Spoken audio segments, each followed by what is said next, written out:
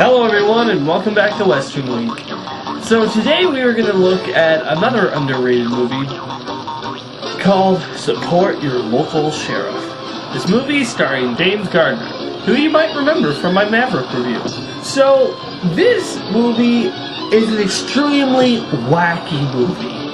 I mean, I don't mean wacky as in it's a little odd. I mean, it's pure wacky. It's not silly. It's not strange, it's wacky. And you might be saying, you're saying wacky a lot, but yeah, I am. Anyway, the story is about this man, Jason McCullough, who is on his way to Australia. And he goes through this small town who is having a gold rush. And the town's going a little crazy. It was originally just a small town, all of a sudden there's this gold rush here, and they don't have the manpower to keep everything under control. Not to mention there's this family that is stealing money from the gold mine. James Garner's character applies for the position of sheriff. Who are you? I'm the new sheriff. Oh, we got a new sheriff. Let's see if he scares as easy as the last sheriff.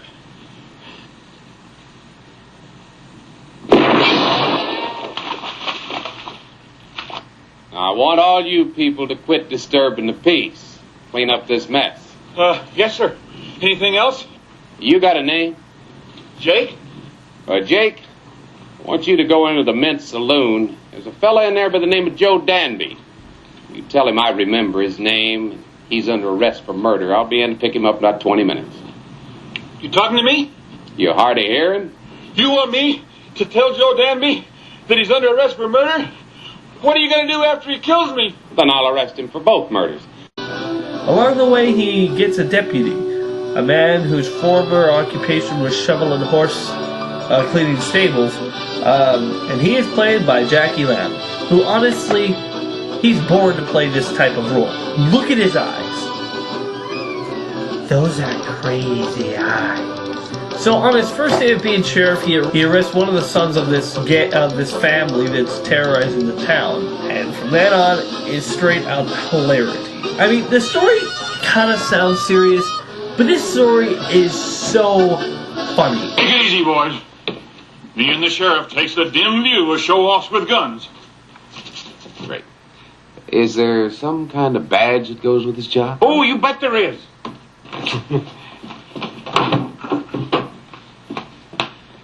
I'm afraid it's a little bent up. Well, it must have saved the life of whoever was wearing it. Well, it sure would have if it hadn't been for all them other bullets flying in from everywhere. Hold it! Hold it! Put it down out there. Just hold.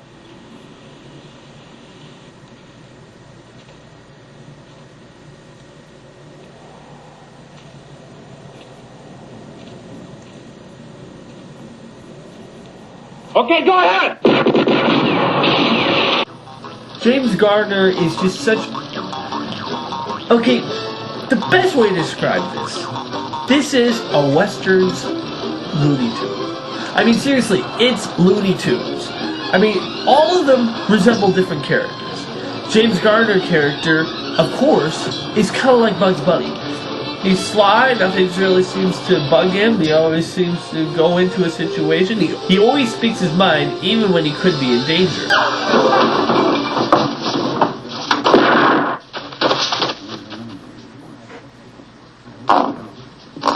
All right, y'all saw it.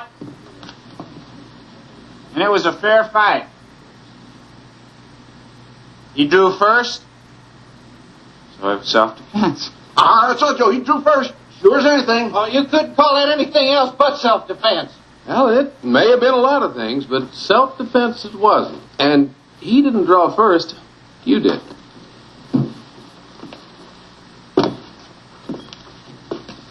What do you mean by that?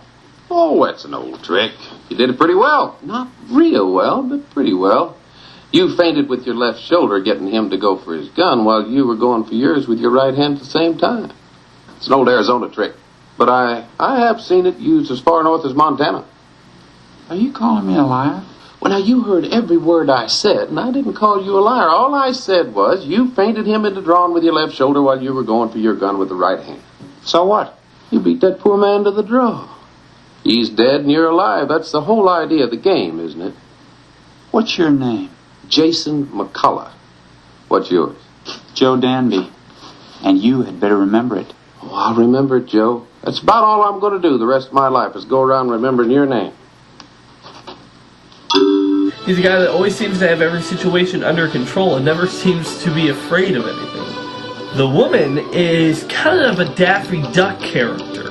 I mean, seriously, she gets all this stuff happen to her. She gets in a fight and gets slammed in the mud. She gets her dress caught on fire while having flour on her face. And she's obviously kind of a Daffy Duck type character. And you was on fire, Fruity! Fruity, you was on fire! Fire? Oh, I'm sick and tired of these stupid things that have been happening to me. And somebody better do something about it soon. You're despicable. The townspeople are quirky but funny, just like a lot of the supporting cast of Looney Tunes. And the villains are, of course, big, mean brutes with not a brain in their body, just like all the villains of Looney Tunes.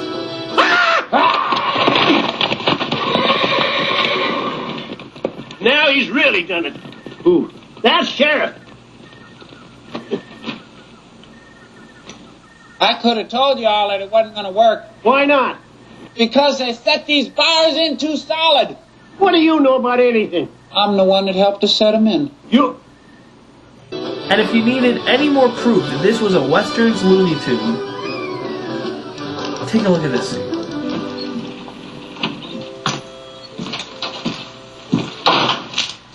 I believe you get one of my children in your jail here. How dare you walk into my office and pull a gun on me? Get your finger out of the end of my gun. That's Looney Tunes! And it works really well. He stuck his finger in the end of your what? Would you shut up? This Western is, it works on a different wavelength.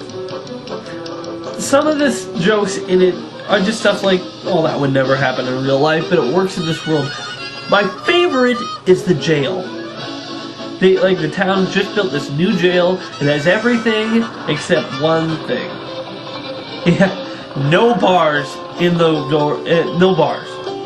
No bars. That's funny, and I just love the way. He keeps that guy in the prison. Now, Joe, the cell on the right is yours. But we don't have any bars yet. You're kidding. That's what I said. But we're going to operate just as if the bars were there. Now, you stay on that side of the line, and everything should work out fine. What? While you're in this jail, you stay on that side of the line, and you and I will just get along fine.